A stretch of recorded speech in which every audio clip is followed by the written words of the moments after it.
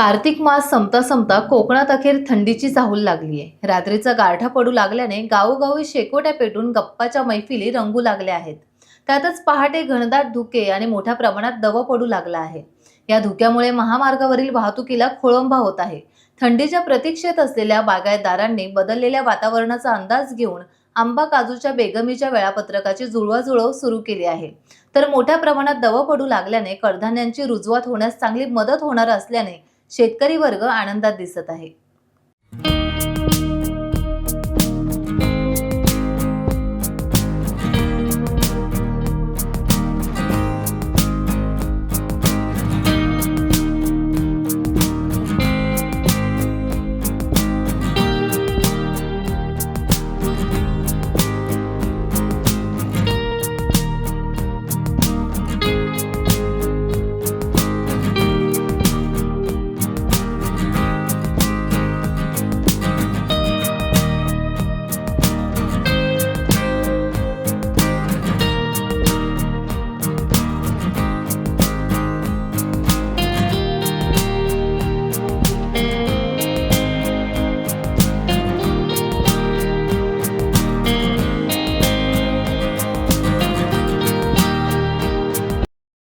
Times डिजिटलला like करा, share करा, subscribe करा आणि बेल आयकॉन दाबायला विसरू नका।